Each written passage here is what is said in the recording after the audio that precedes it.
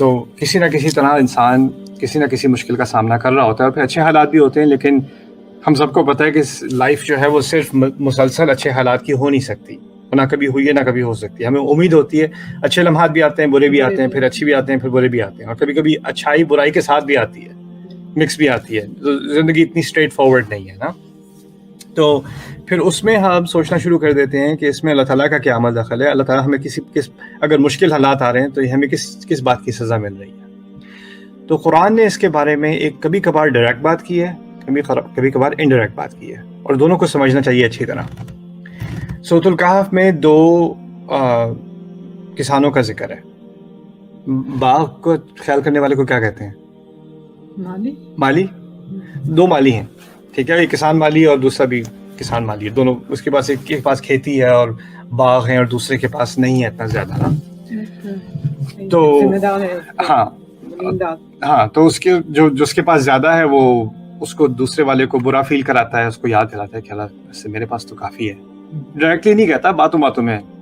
یعنی اس کو احساس دلانے کے لیے، کم طریقہ احساس دلانے کے لیے۔ تو قرآن نے یہ بات کی ہے کہ اللہ تعالیٰ نے اس کی اس بات کی وجہ سے احیط بثمرہ فاصبح یقلب کفیہ علی ما انفق فیہا، کہ اللہ تعالیٰ نے اس کے باغ کا احاطہ کرا لیا گیا، اور پھر اس کے بعد جن چیزوں کی جس چیزوں پہ اس کا اتنا فخر تھا وہ تمام الٹی ہو گئی ہیں۔ درخت اس نے لگائے ہوئے تھے بڑے بڑے، کیونکہ جو کھیتی اس کی تھی وہ بڑی نازک تھی، تو جب تیز ہوا کے اوندھے چلتے تھے تو کھیتی خراب ہو جائے، تو درخت ایسے لگائے تھے بارڈر پہ تاکہ ہوا کے جھونکے وہ روکے، اور جو بہت ایکسپینسو ڈیلیکیٹ قسم کے اس کے جو پودے ہیں وہ برقرار رہیں۔ تو اللہ تعالیٰ نے جب وہ اس پر وہ طوفان لایا تو وہ درخت کھیتی کے اوپر گر گئے، تو جو چیز حفاظت کے لیے لگائی تھی وہ خاویۃ علی عروشیہ، وہ ان کے اوپر گر گئی، ٹھیک ہے۔ اور پھر اللہ تعالیٰ نے کہا کہ وہ اپنے ہاتھ ملتا رہ گیا۔ اب اس میں کئی سارے دروس ہیں اس قصے میں، لیکن اس میں ایک درس یہ بھی ہے کہ ایک پرنسپل نکلتا ہے کہ اگر انسان کسی اور کو کم تری کا احساس دلائے گا اس دنیا میں، تو ہو سکتا ہے کہ اس کی سزا اسی دنیا میں اللہ تعالیٰ دے دے۔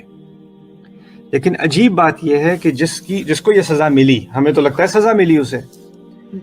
اور وہ ہاتھ ملتا رہ گیا اور اس کو پچھتاوا بھی ہوا، لیکن اس نے اس چیز کو عذاب نہیں کہا۔ اس نے کیا کہا؟ یا لیتنی لم اشرک بربی احدا، کاش کہ میں نے اپنے رب کا شرک نہ کیا ہوتا،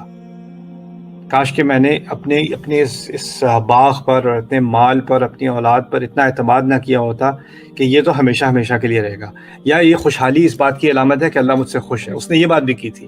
اس نے کہا تھا وَلَئِن رُدِدتُّ إِلَىٰ رَبِّي لَأَجِدَنَّ خَيْرًا مِنْهَا مُنْقَلَبًا، میں اپنے رب کے پاس واپس بھی اگر لے جاؤں تو مجھے اس سے اور اچھا دے گا۔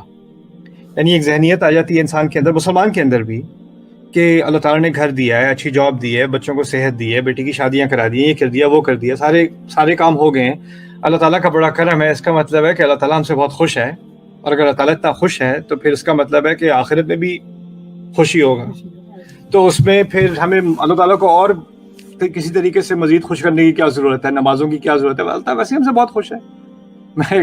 جب ہم پہلے لانگ آئلینڈ میں رہتے تھے تو ایک بندہ تھا پاکستان سے، اس کی امیگریشن ہوئی تھی، وہ وہاں پر اس نے آئس کریم ٹرک چلانا شروع کیا تھا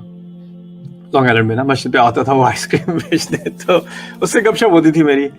کہتا جی میں کافی ماشاءاللہ ٹرک تو میرا نہیں ہے، وہ مالک کا ہے، لیکن UK کیش میں ہے نا تو میں کافی اپنے پاس رکھ لیتا ہوں، اس کو میں آدھے سے بھی کم اس کو میں دیتا ہوں، لیکن ماشاءاللہ بڑی کمائی ہو رہی ہے۔ تو میں نے کہا اس کو تم ماشاءاللہ کیوں کہہ رہے ہو، تم چوری کر رہے ہو؟ کہتا ہے وہ ہاں میں ٹیکسز بھی، میں کہتا ہوں کہ میں جو ہوں اس سے میں 10% میں ٹیکسز بتاتا ہوں، کیونکہ کیش کا حکومت کو کیا پتہ چل رہا ہے اور کیش کا مالک کو کیا پتہ چل رہا ہے، تو وہ ایسے بھی کافر ہے، اس کو کیا دینا۔ مسجد کے پارکنگ لاٹ میں اب یہ بات کر رہے ہیں نا،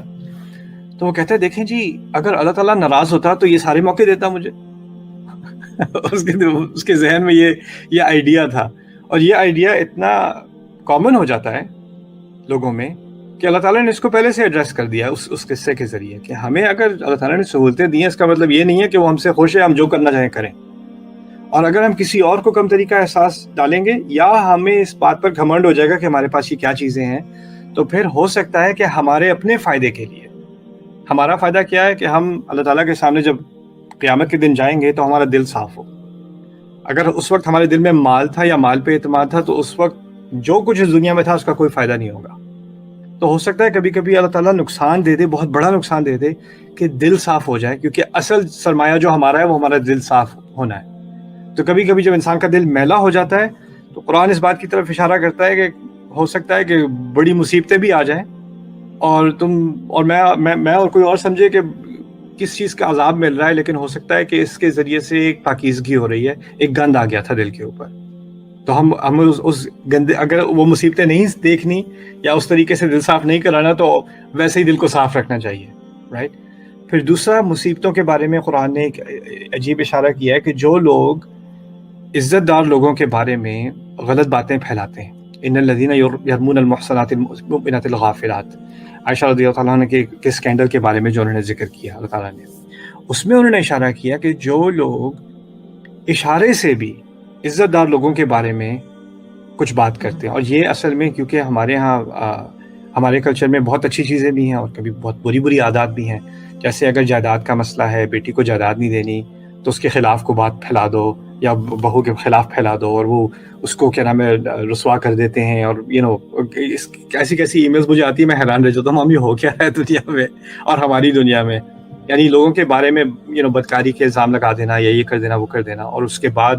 اس کی تو لائف ختم ہو جاتی ہے، یا اس کو اب کیوں دیں گے اس کو کوئی بھی حصہ جائیداد میں، یا اب کیوں دیں گے اس کو کوئی جو اس کا حق تھا یا جو بھی تھا۔